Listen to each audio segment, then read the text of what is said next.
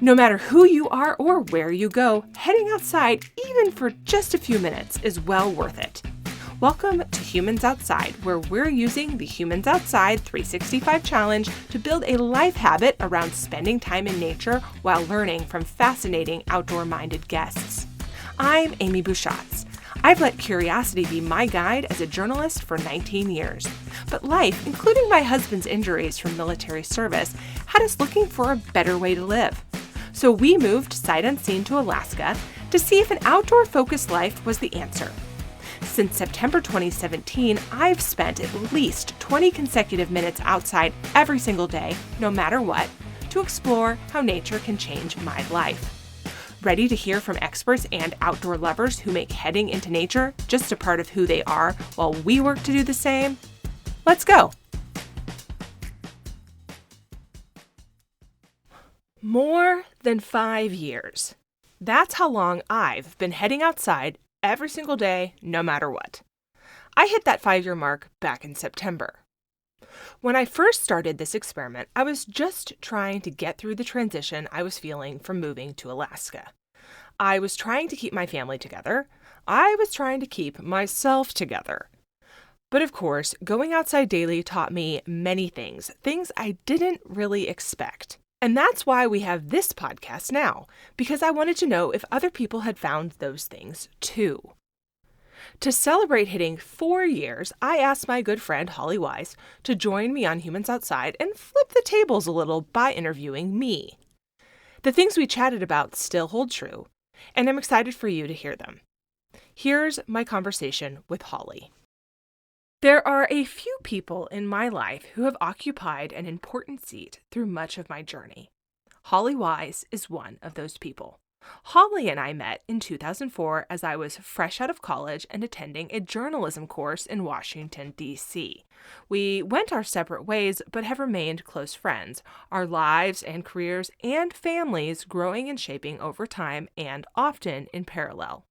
Holly is my good ideas friend, my sounding board for career projects, and an adventure buddy. While our journeys for a long time focused on career, they've also grown in parallel with our relationships to nature.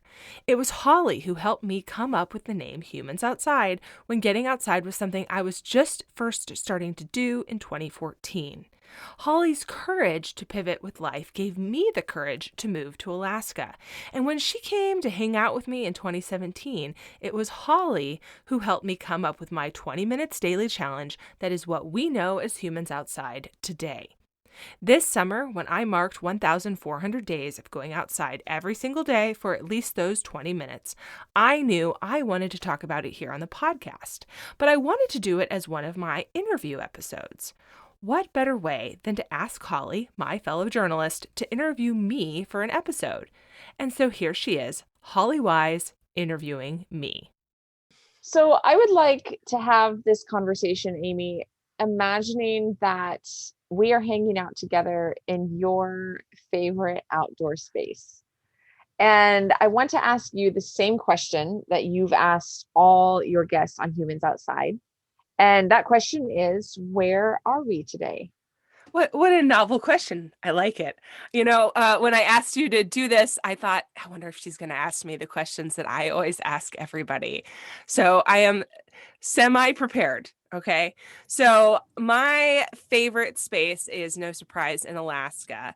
And my goodness, there are so many of them. But the place that I like to go and think and spend time talking with other people is a place actually you and I have been together, and it is in Seward, Alaska. There are these fantastic benches on this walking path. So we are sitting there, we are looking out over Resurrection Bay at these mountains that just come exploding out of the ocean. They've got some little bit of snow-capped action going on, and they're otherwise green, and it is a gorgeous, beautiful, perfect Seward day. That definitely takes me back to that trip from 4 years ago, which is hard to believe that it's been that long, and makes me anxious to get back to Alaska so that we can be there together physically again. I I know that most of the people in the Humans Outside community have learned about your outdoor daily habits and challenge over the years to spend 20 consecutive minutes outside every day. Some, I'm sure, have watched from the sidelines, others have jumped in to do it with you. And probably all of us have asked lots of questions along the way, like why 20 minutes? How do you make time for it? Does it ever get boring? But the question I want to ask you right now is, what is the question that no one's asking? And how would you answer that? Ooh, that's you little question asker, you. Um, so so I think I've been spending a lot of time thinking about the hidden drivers of this, the things that are beyond just the obvious, like I wanted to make my health better. I wanted to see what the outdoors could do. And things that are more tied to discovering who I am, things that I didn't even know I was doing outside. So maybe the question is, what are you learning that's outside of the realm of what you expected? So it's more than a question about why are you doing it. It's more of a question about um, what is on the periphery of what you're doing. Why are you doing it that you didn't even know was a reason? Hmm. So what are some of the lessons then that you've learned over the last 4 years that you've been doing this challenge? I think I've learned a lot about the reasons I didn't even know exist.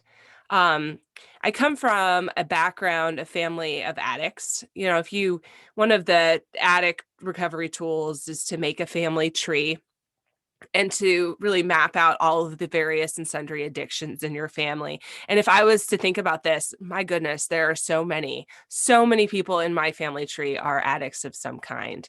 And so spending out time outside for me is a lot about recovery from those toxic and addictive behaviors and channeling that into something that's healthy, into something that has these uncharted areas where there's just boundless stuff to learn about yourself and things to explore and ways to grow. There is never anything that I do outside that does not result in some sort of growth and in some sort of new revelation that I didn't even see coming.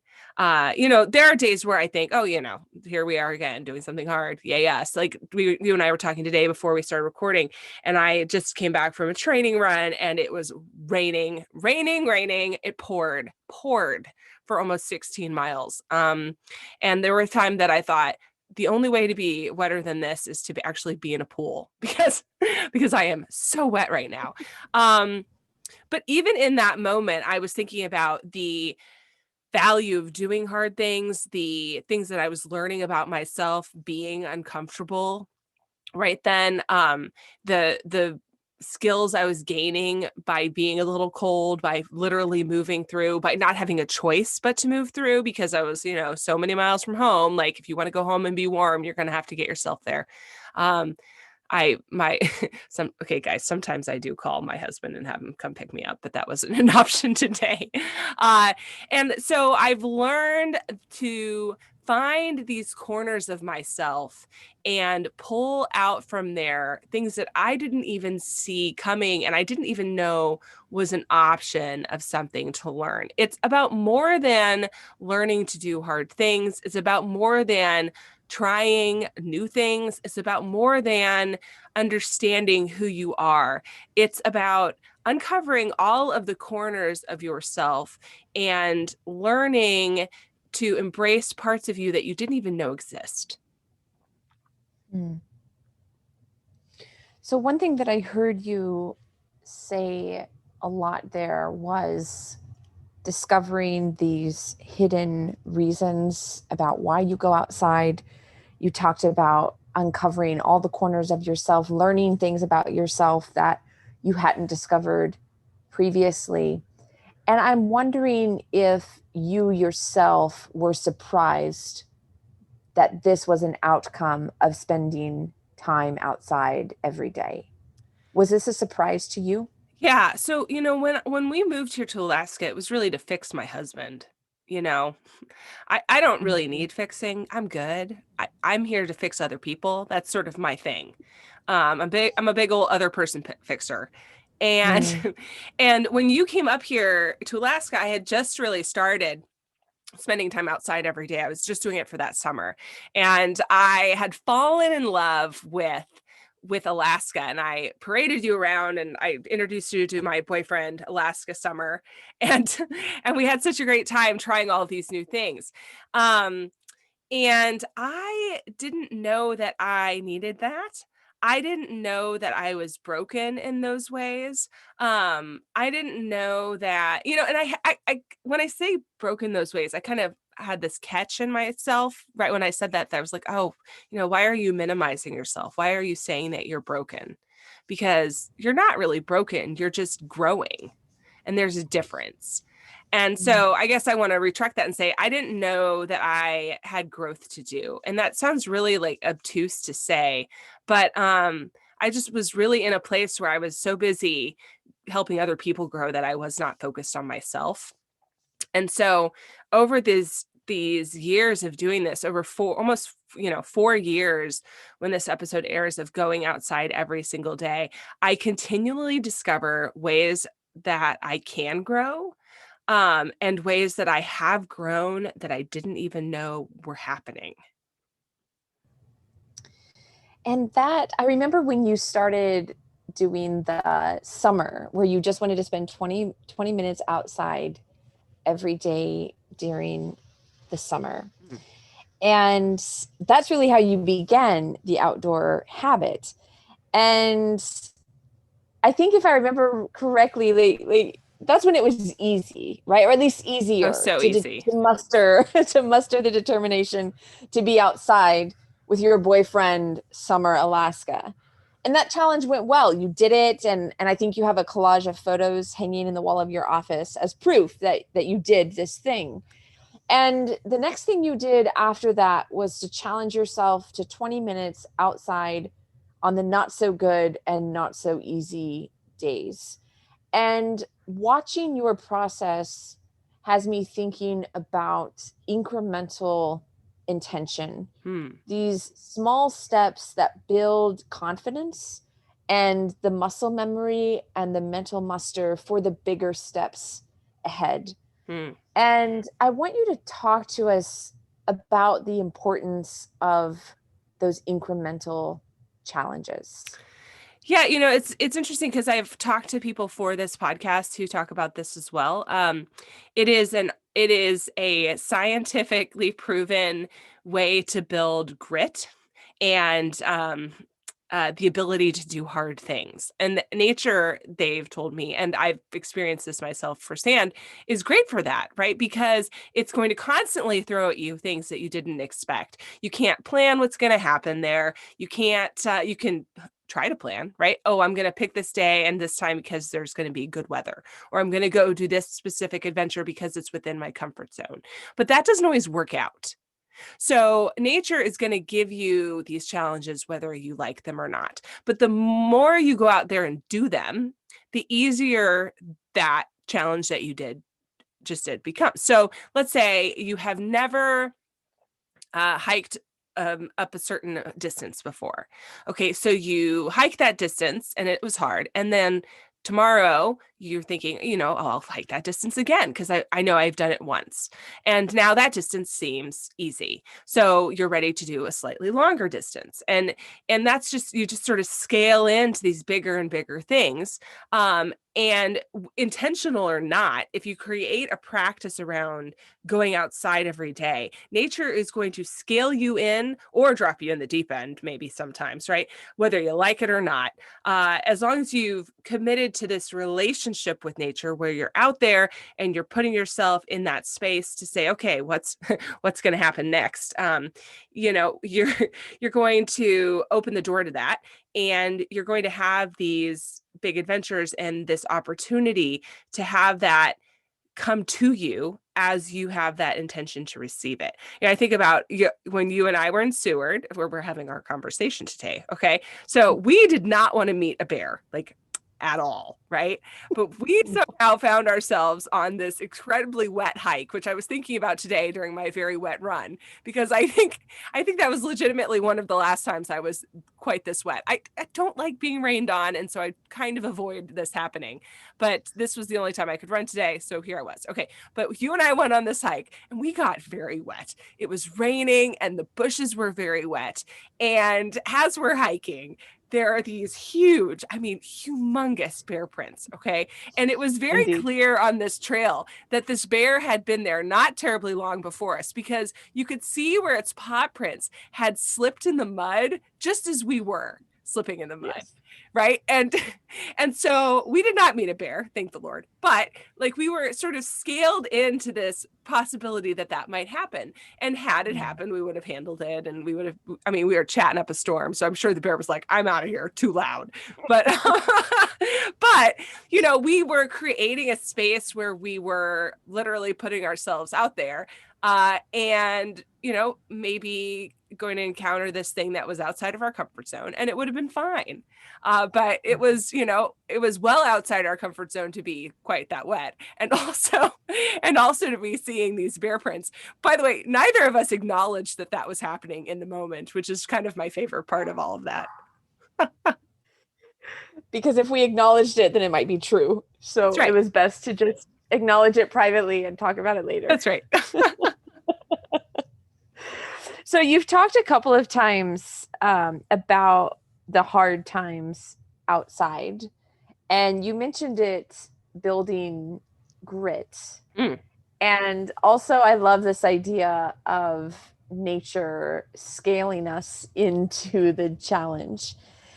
And I want to know, how do those hard times outside, whether it be rain or an injury or bear paw prints or exhaustion, how do those hard times translate to your everyday inside life?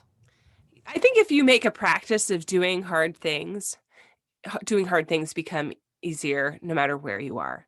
So if I'm tackling a long day at my job, I can remember a time that I had a long day on the trail, and whatever long day I'm doing at my desk pales, the trail is much, much harder, right? So I can think, well, I conquered this thing outside.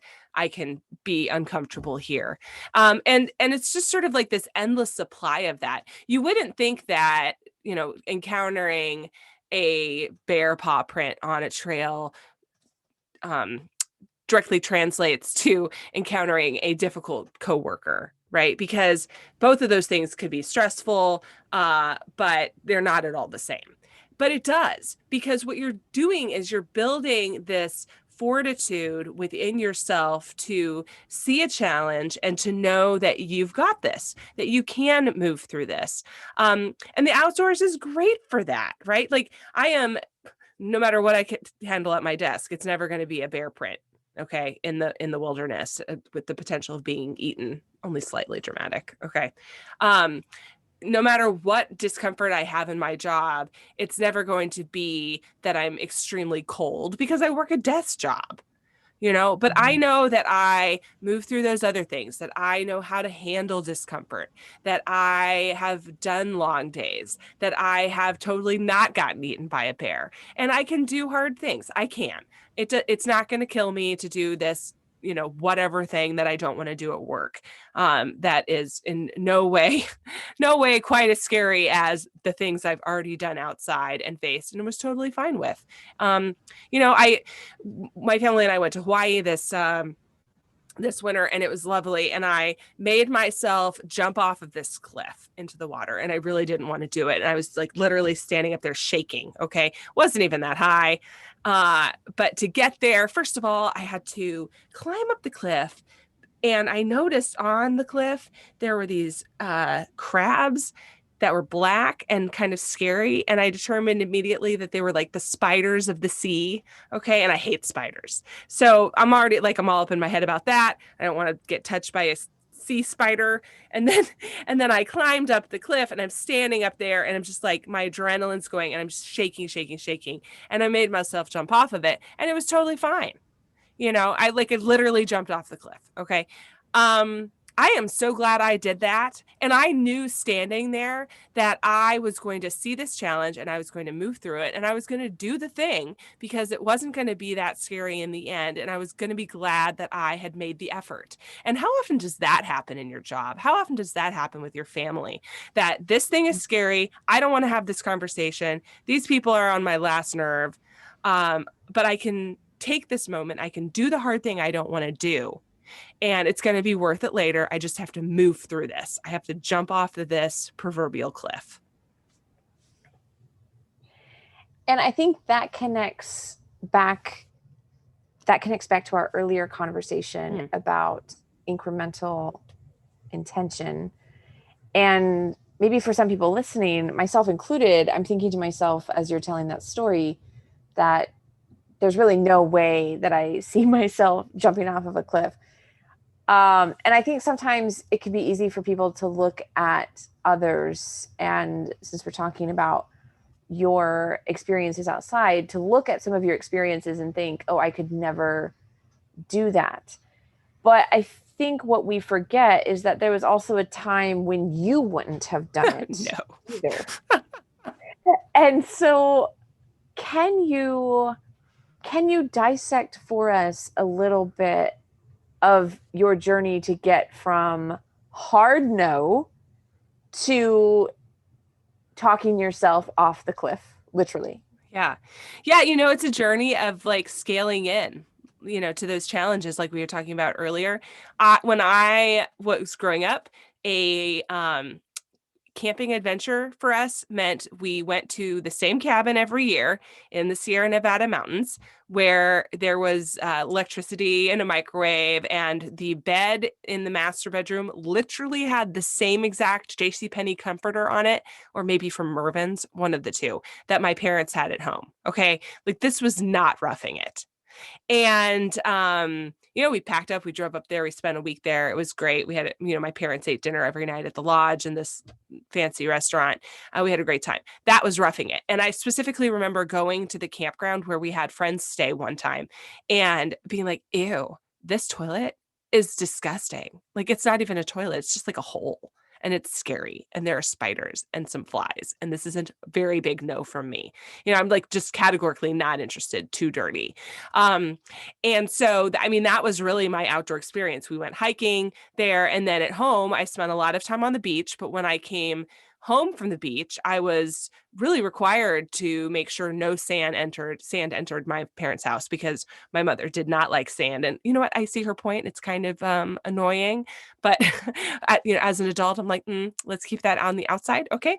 But she did not like going to the beach. We never, ever, ever, ever ate on the beach because who wants sand in their sandwiches?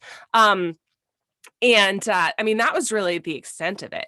And then as I got older, I was still very much in that same line of thought. Like the outdoors is great. Look at the pretty flowers. Okay, back in the air conditioning. Good talk. And then I got married.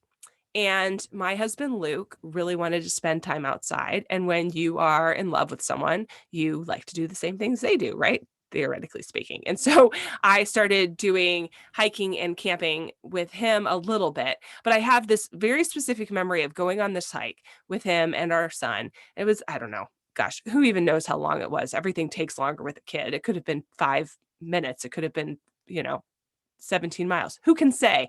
But we worked hard to get up to the top of this thing, that's for sure. And we get up there to this lake and there are flies. And I was like, nope, we're out of here. Like we did not linger over the view. The flies were freaking me out. Down we went. Okay. And it was sort of interactions with nature that way.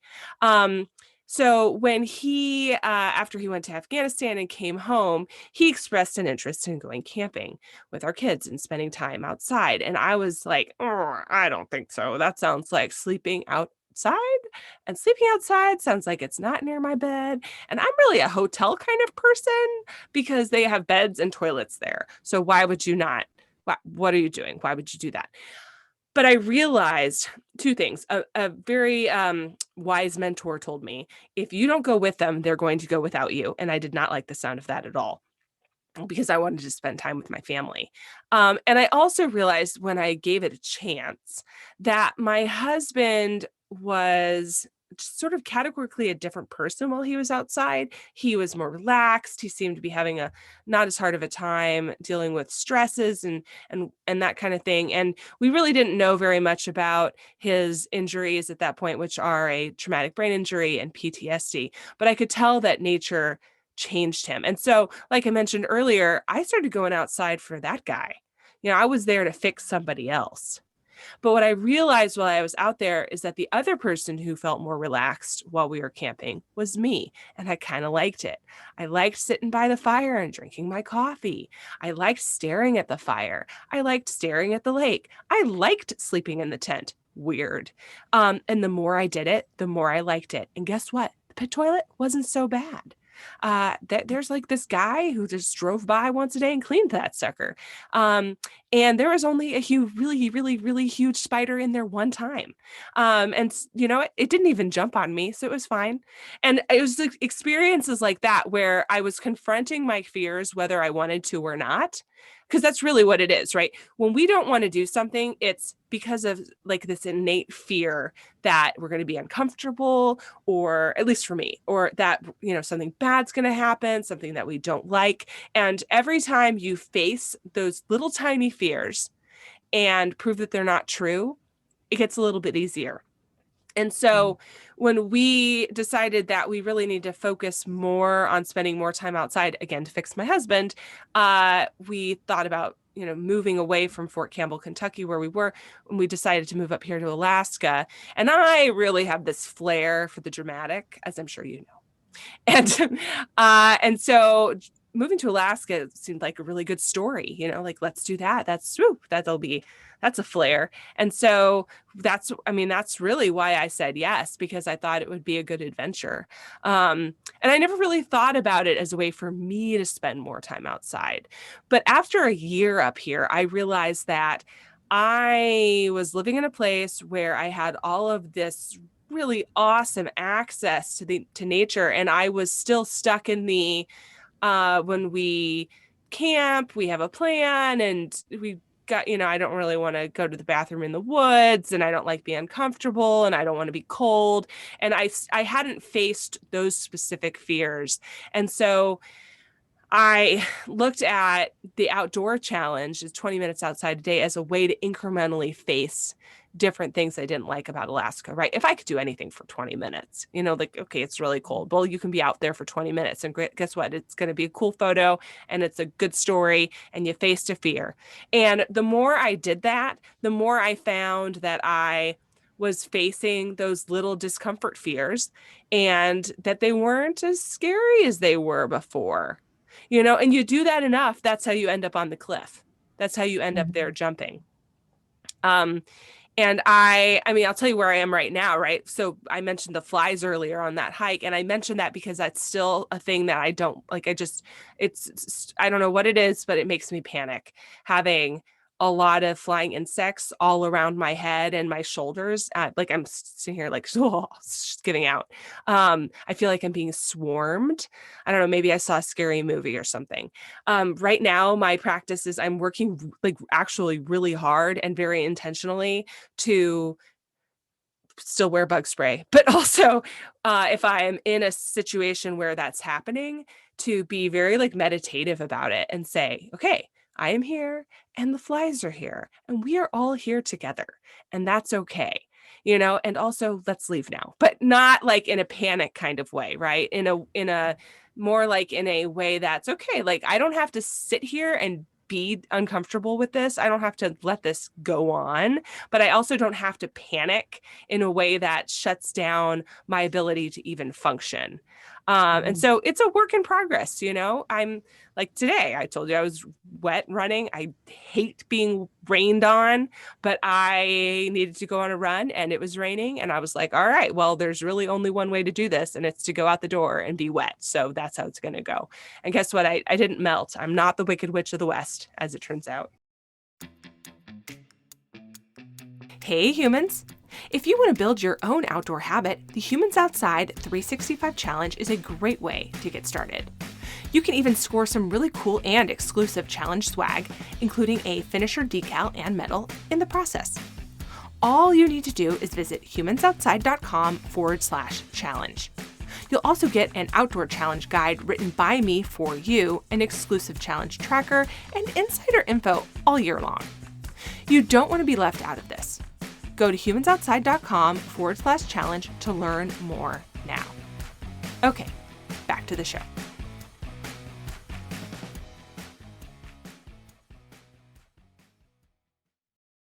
The thing that I was thinking about while you were talking is the power of story, which I know is something that's particularly special to you and I because we are journalists and we are trained to tell other people's story. And I think a byproduct of that is that we sometimes view our own lives as a story, and maybe even thinking about the legacy that we're leaving, the story that our lives are telling each day as they unfold. And I think also because of this, we also are pretty active in the stories that we tell ourselves about ourselves. And so there are specific stories that I say about myself, like I am not an athlete, or I'm not athletic, but I'll go outside and go for a hike. And these are some of the tapes that play in my head over and over.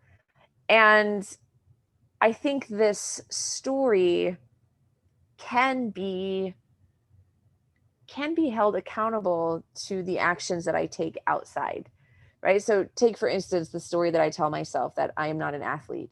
And yet I can go and do these athletic things outside, right? Like I can Right. go for an 11-mile hike, or I can go kayaking for several hours, which is something that someone who is not an athlete would have a more difficult time doing. So I think there are these stories that we put on repeat in our heads that help solidify sort of the myths that we create about ourselves.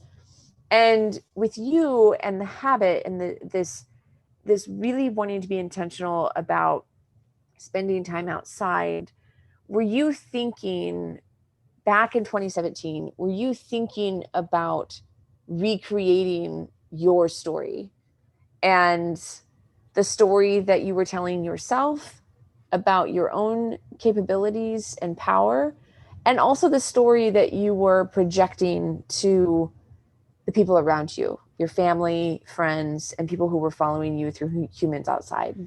Yeah, I think that the story changed itself. I was when I started the Humans Outside website, I had a tagline on there that you made me think of just now. Um, uh, indoor, something like indoor girl in an outdoor world or something like that, right? Like that was the story. I told myself that this was all an experiment and I'm not outdoorsy. And this website is about me not being outdoorsy.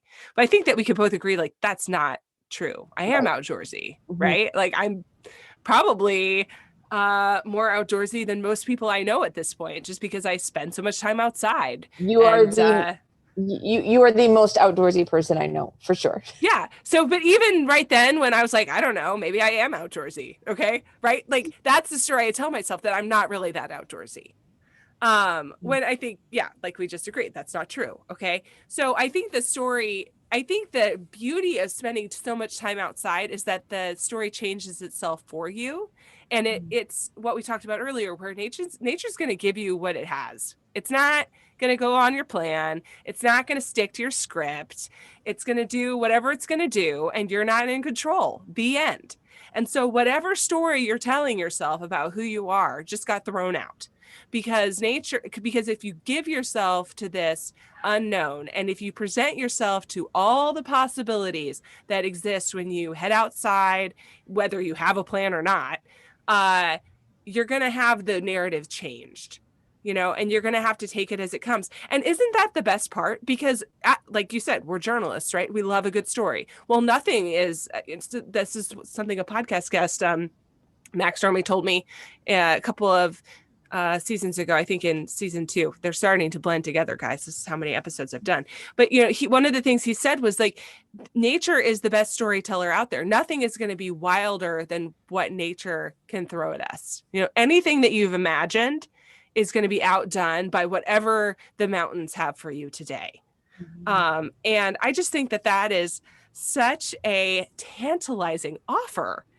So throw some quirky people in the mix, and boy, howdy, it gets real fast. Oh, yes, absolutely. There's also a time when the story doesn't work in my favor, like when I'm writing the headlines of my demise. Yes, you and I both have the narrator. I was recently told that not everyone has an internal narrator, but you and I both have a narrator who's like a nature documentary in our heads, and Yes. We say we're going for a hike and it's going to be dry, and the narrator says it would not in fact be dry. So yeah, I'm not sure if I told you this, but my husband, for his birthday this year in May, he told me that he wanted to go on a hike and that he wanted it to be dry and flat. So the hike, as I'm rolling through the Rolodex of hikes in my head, the hike that I chose required that we cross a river uphill. He definitely fell in the river. And he looked up at me and he was like, "I'm not dry." It's like, "No, you're not." And we are now hiking uphill. So here's your flat birthday hike. That's right. The narrator says it would not in fact be dry or flat. But you know what? The narrator is great because he has a great time on my outdoor adventures. Because the other story I tell myself, and I actually think that this one is real, that this is actually correct, is that I am just this constant comedy of errors. And part of that is because, again, nature's going to throw at you whatever it's going to throw at you, and however prepared you are is fine, except that's not going to work out probably.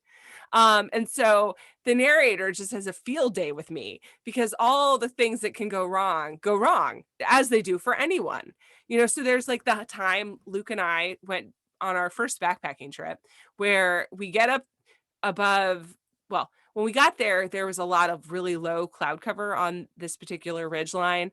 And we should have said to ourselves, "Self, I wonder how the snow looks up there," but that we cannot say. But we did not say that. And instead we hiked up there only to find there was a lot of snow, and we turned around and came back to the car. I mean, it was really ended up being a day hike with very heavy packs. Okay.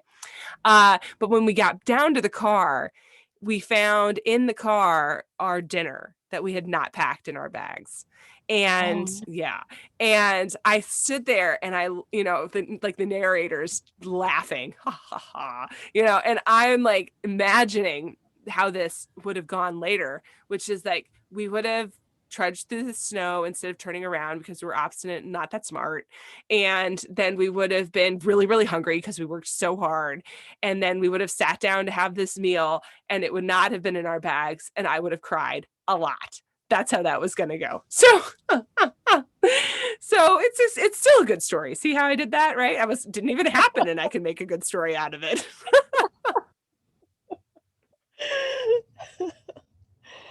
So for me, there has never been a hike that I've regretted or time outside that felt wasted. But that doesn't mean that it's not hard sometimes to take that first step. Sure. And so I want you to tell us about the days where it's hard to get outside, and what are the pep talks that you're giving yourself?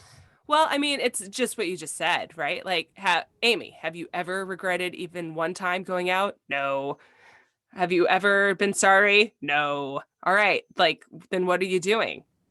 Okay, you're gonna go outside, and then I'll tell you, it's the hardest in the winter, right? When it's super cold and you have to put on all the layers, and you're just like pressed for time, and it's dark, and you just don't want to, right? The inside is warm, and inside is where your TV show is, and that sounds good, okay? And the coffee, right? You and I love the coffee, so the coffee and the TV show are on the inside, and then on the outside is -5 degrees, windy, and the requirement to find a lot of articles of clothing you're not quite sure where they went. Okay.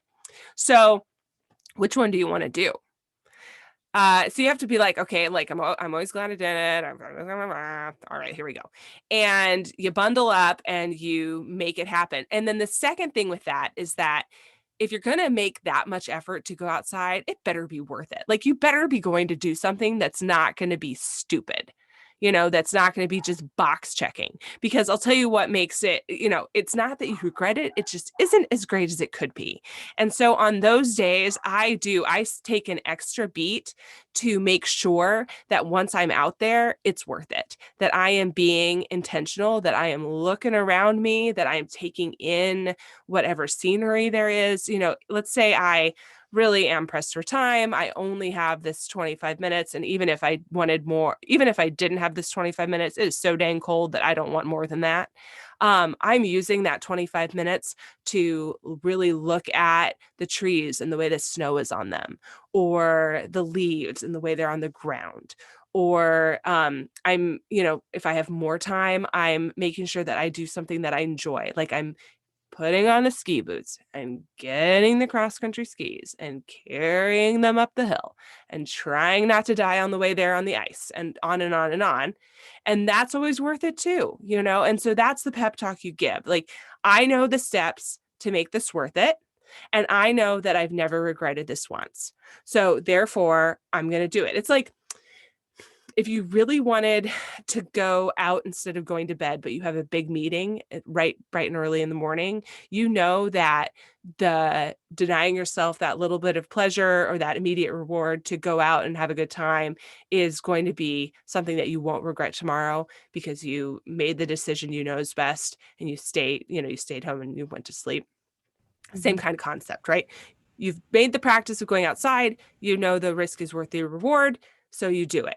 And that solidifies the fact that going outside is worth the reward, so you do it. And on and on and on. And the more you do that, the more it layers on until it's undeniable. I know that going outside is worth it, so I'm going to go outside. The end.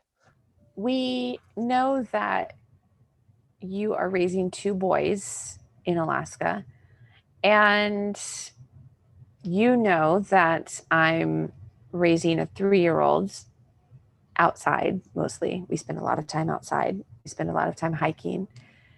And it's given me a glimpse into the challenge, really, of having an active lifestyle outside with a toddler.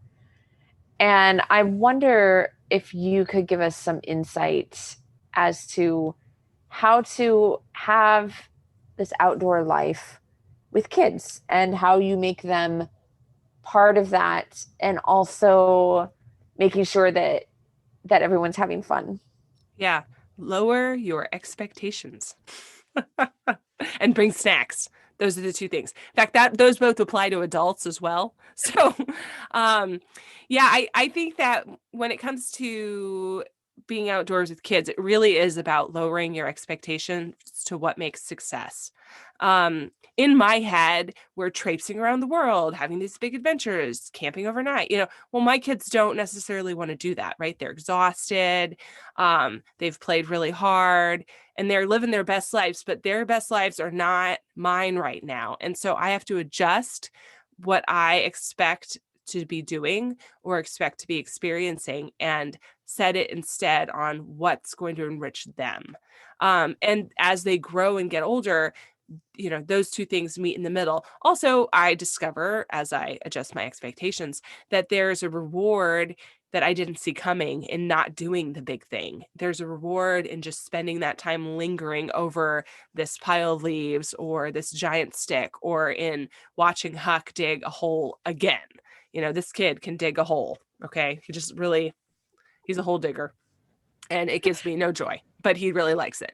So I patiently wait for him to dig his hole. And I think, maybe there's a career here. Who can say? But I adjust my expectations. And then the second thing is to really think through what's going to make this a pleasant experience. So I said, bring snacks. The other part of that is for both you and your kids, you want to make sure that you're comfortable. So is that a good pair of rain pants and a rain jacket and then layers underneath it? Because when you're getting rained on, you're usually cold as well, unless you live in somewhere very humid. But I always forget that if I'm getting rained on, I want to have nice warm sweatshirt underneath that as well. Or if you're in the wintertime, does everyone have hand warmers? Does everyone have warm enough pants and hats and gloves and all that stuff? And my goodness, it's a lot of gear to keep track of, but being comfortable really makes a big difference. Because if you think about the times that you don't want to be outside, it's probably because you're uncomfortable, and it's probably because you're hungry. And so as some snacks really goes a long way. I mean, I can't recommend that enough. That's funny that you mentioned that, because we just spent a month in the Smoky Mountains, and we hiked a lot. And every day that my daughter and I would be out, I would pack a lunch for her in her lunchbox and have her juice ready and snacks, a lot of snacks. And one day when we were out on the trail, I had this thought that this is an intention, right? This isn't something that I woke up that morning and just decided to wing it, right? Not that's not to say that we haven't had those hikes too, but this is something that I had planned the night before, that I knew the hike we were going to do. I knew what to expect. And I knew what I needed to bring for her to be happy, which means that I would be happy. So that planning goes a long way. And I also loved what you said about giving them the moments that they need to experience and explore nature in the way that is fulfilling for them, which is not the same as is fulfilling for us. No, But I took my kids to Homer, where you and I also went. Okay, but you and I dropped in there, and then we were like out, right? We were just like, okay, check, done. All right. Well, I love Homer now. That was the first time I'd been there when you and I went. I've taken my kids back several times. We camped right where you and I camped, right on the spit. So it's like this land's literally the end of the land. Okay, and there's this beach area, and the thing to do is to camp right there on the beach. It's awesome. So taking my kids to do that. And I had this really sort of epic day plan. We were going to get on a ferry. We were going to ferry across the bay. We were going to go to this cute little town. We were going to pick some berries. Like I had it all planned out. And I also had planned that we were going to go get coffee and get a pastry and like all these things before the boat time. Boy, no. So I overscheduled us. Okay. I was not on time. Somebody had a bathroom emergency. Even if he hadn't had a bathroom emergency, we still would have been late for the boat. Okay. And my kids are all psyched to get on this ferry. I paid all this money for it. Didn't happen. They're like, the boat's gone, sister, goodbye. And I sat on this bench and I literally cried. Like I had this like perfect vision for this day. That didn't happen. And so after I pulled myself together and got another coffee, we spent the day instead. We went to a park. We walked along the beach. Like it went from being like action packed to nothing, no plans. And it was arguably the best day we had there because I changed my expectations to see things through their eyes and, due to lack of other options. Right. And we had this really wonderful day where I just watched them play and they had a great time. Also, side note, I almost got pooped on by this. I mean, like it had to have been the world's biggest seagull. Okay. So I'm walking. It's become like this family lore now. I'm walking and I hear this giant splat, like paint falling from the sky, guys. Okay. And I look around and there's this huge bird crap on the floor, on the ground, right next to my feet, like missed me by 6 inches. Okay.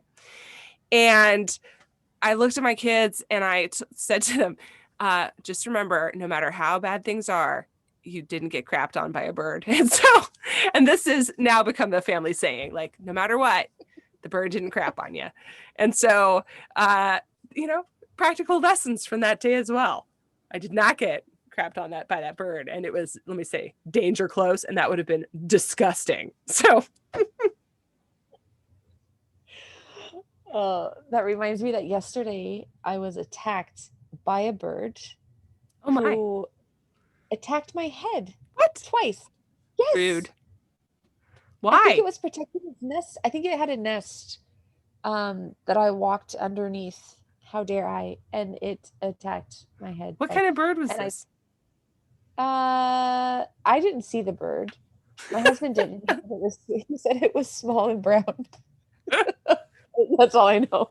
I like that you had to be reminded that this happened. That's the best part. That reminds me, yesterday I was attacked by a bird. I believe that's a direct quote. Hey, you know how life. Yesterday was a long time ago, Amy. True. So I'm curious to know how you would describe your relationship with nature and with the outside.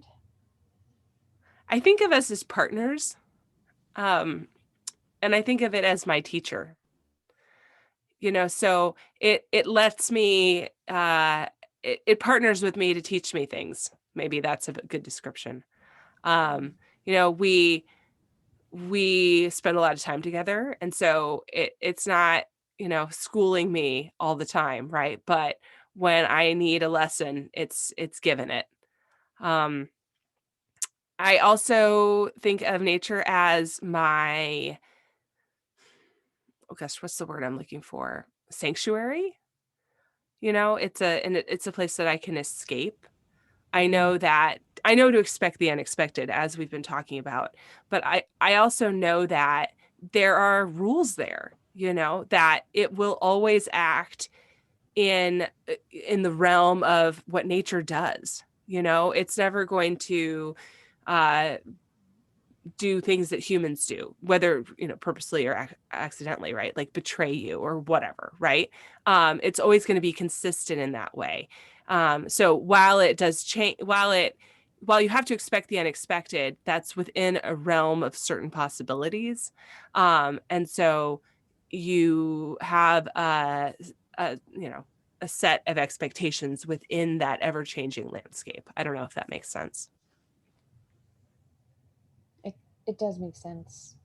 I think what you were saying earlier too, I think connects to this, that there are certain things that you can expect from your time outside, in addition to being prepared for the unexpected, and for the ways that nature is going to scale the lesson that day that it wants to teach. Yeah. Um, so at the end of your conversations with your guests, you ask them three questions. And so I'm going to ask you those three questions now. And I'm really excited because I want to learn from you, as you answer these questions. So, what is your favorite outdoor gear item? Okay, I too have learned from my guests. And my favorite items are actually things that I have been introduced to by guests on this show. So I'm excited to rehash. Okay, so my favorite outdoor gear item is actually the thing we call the pants, capital T, capital P. Okay, and they are a pair of puffy pants. The one specifically recommended by the first guest who talked about this, Kate Arnold, is a pair from Mont Blanc, which is a outdoor gear maker. Mine are from Black Diamond. My husband has a pair now. They're from Mountain Hardwear. So lots of places to get these. They are essentially puffy, like a puffy jacket, but in pants format. And boy, are they wonderful. You feeling cold? You a little chilly? Just put on the pants, buddy. Instant warmth. And this has become such a fan favorite of my friends and I that we now all own them, except for Claire, one of my running wives, who is a conscientious objector to owning the pants. Purposely, I might add. She does not own the pants. She will tell you with pride. But I think we underestimate how much heat we lose through our legs. Like we're so busy thinking about keeping our core warm and our arms warm and our hands warm and our feet warm and you got to put a hat on that we forget like if you keep your legs warm, that's the whole puzzle, bud. And they are so great and I love them. I love the pants. I wear them in the summer. I wear them in the winter.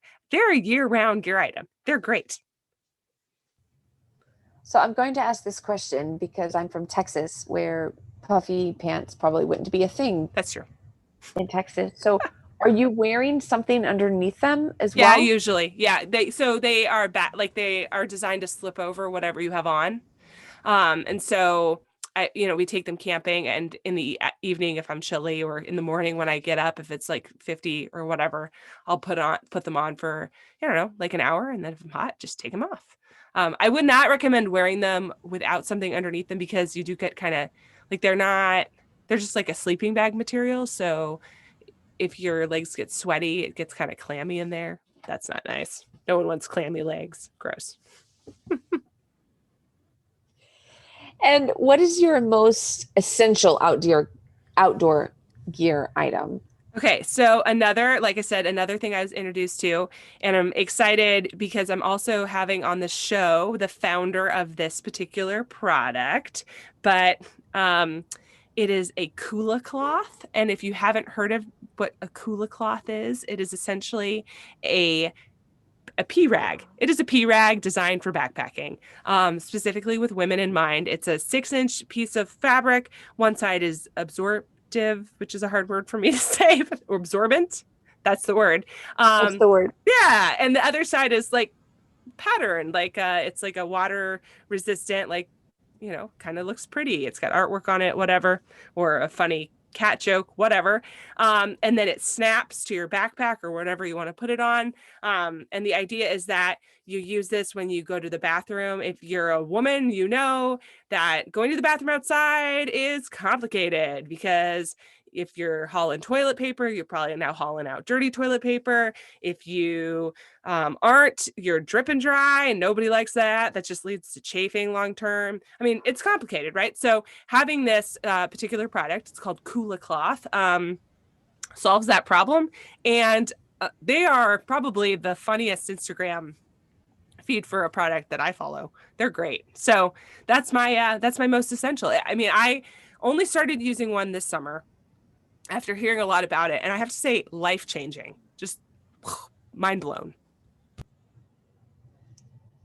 And what is your favorite outdoor moment ever? This is a time that you close your eyes and this is the thing that you did outside that gives you joy. Where are you and what are you doing in that moment? Yeah, so I am standing on a mountaintop about halfway through a day of running and hiking with some friends. It is a beautiful, perfect sunny day in Alaska. The air is probably around 65 degrees, but the sun is really warm. And we are standing on this mountaintop, literally this peak of this mountain, looking out at just this vast landscape of green and more mountains. And we are literally the only people in our line of sight, or it feels like the only people in the whole world. We are out there in the middle of nowhere. There's no one else. And we have this feeling of our context among the mountains and how small we are, but also this feeling of how large we are in this moment as we've conquered these peaks and as we are standing as what seems to be the only women in the whole world on top of a mountain. And it is something that I envision quite a lot. Amy, this is a unique opportunity that you have to speak directly to your humans outside podcast listeners. And I'm wondering, what would you like to say to them directly? Yeah, so this is my 4 years of outside anniversary, and I am feeling very grateful for the gifts that spending time outside has given me.